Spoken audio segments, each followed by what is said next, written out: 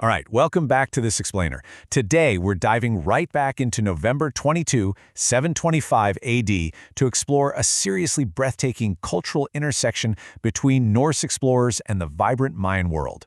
We're zeroing in on an incredible moment in time, day 14 of their journey.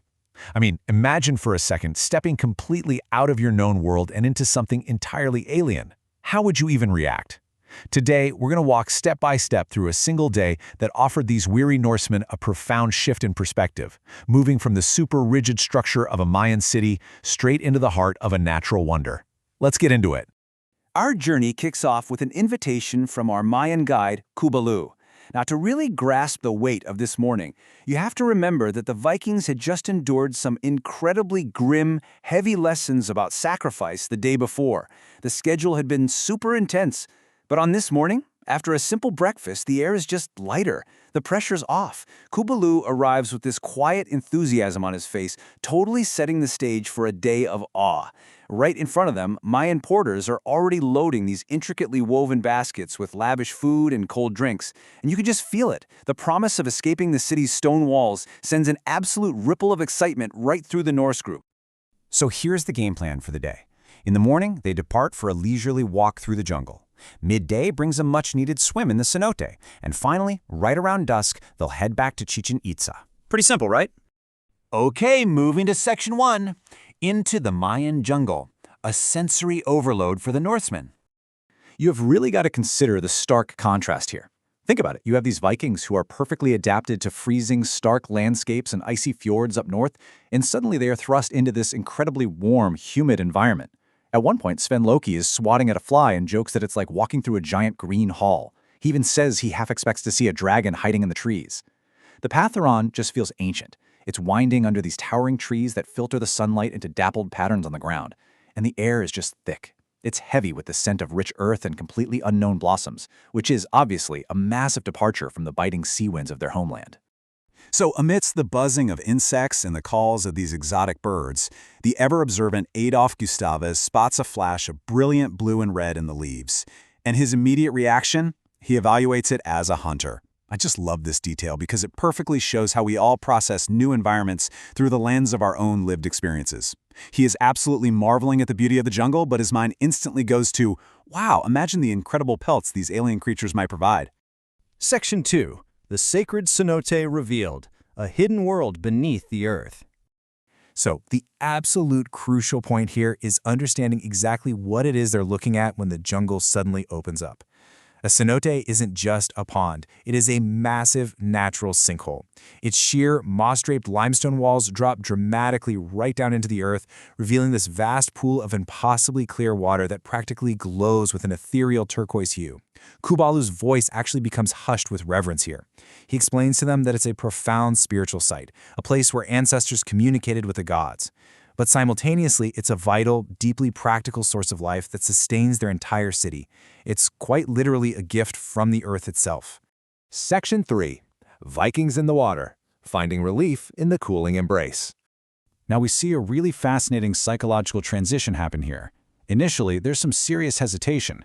Remember, just yesterday they were learning about grim rituals of sacrifice. So stepping into a sacred spiritual Mayan pool, that feels like a pretty massive leap. But the sheer undeniable beauty of the location, paired with the seriously oppressive heat of the jungle, basically compels them to get in. The Mayan women provide them with light, practical water attire. And very quickly, all that initial hesitation just melts away into pure curiosity and physical relief as they finally step into the cool water. Christina's actually the very first one to wade in. You can almost feel the shock of the cold water through her gasp. She instantly invokes her own Norse goddess, comparing the chill to Freya's tears. Her joyful, completely unrestrained reaction is super infectious. She calls out to her sister, Randveig, who at this point is cautiously dipping a single toe into the water. But Christina's encouragement actually coaxes a rare smile from the usually guarded Randveig, who finally pushes off into the deeper water, totally marveling at this magnificent hidden world. Right on the heels of that quiet, serene, sisterly moment, the Viking men decide it's their turn. And having never seen a natural pool of this massive scale, they don't just wade in gently. They plunge. Sven Loki completely shatters the quiet with this boisterous splashing roar. He is splashing water high into the air, loudly declaring it way better than their freezing salty fjord baths back home. It's just a perfect showcase of his loud, larger-than-life personality. And even the usually reserved, super stoic Adolf Gustavus just can't help himself. He fully submerges, and the record notes that he surfaces shaking his head like a wet dog with a grunt of pure pleasure. It's such a fantastic image. The absolute novelty of it all, an underground lake, completely bypasses his tough exterior, leaving him in this state of absolute childlike wonder. Which brings us to Section 4, Peace and Reflection, a shared moment of understanding. This right here is really the emotional climax of the day. Ragnar, who up until now had just been quietly observing his crew's joy from the edge, finally steps in. He swims with these powerful silent strokes all the way out to the center of the sinkhole, and he just floats on his back, looking up at the circular opening of the sky, perfectly framed by the jungle canopy above. It's as if the cool, embracing water literally washes away the heavy psychological weight of the past few days. It's this incredibly powerful moment of complete stillness. While he's floating there, he spots Christina swimming nearby, and they have this really beautiful exchange. Ragnar admits out loud that this place is a wonder, something they could never even dream of up in the north. And Christina echoes that exact sentiment. She notes how the place feels incredibly ancient, and yet so alive, a true sanctuary of peace. The source material even notes that her gaze lingers on him just a fraction of a second longer than necessary. Right here in this cool, quiet water, thousands of miles from everything they know, a really deep shared understanding passes between them. To cap off this incredible day, the Mayan servers set up a comfortable area right there on the cenote's edge. They kick things off with a lavish lunch. We're talking fresh fruits, roasted meats, and soft tortillas, which the Vikings absolutely devour. As the afternoon wanes and the shadows inside the sinkhole start to deepen, all that initial buzzing awe gently gives way to relaxed conversation and quiet appreciation. Finally, Kooballu signals it's time to head back, and they trek through the jungle to their quarters in Chichen Itza just as dusk falls, feeling completely refreshed. So I want to leave you with a thought to really chew on. Look at the journey they took today. These fierce Norse explorers, entirely out of their element, managed to find profound serenity in a hidden, sacred Mayan pool. It really makes you wonder, doesn't it?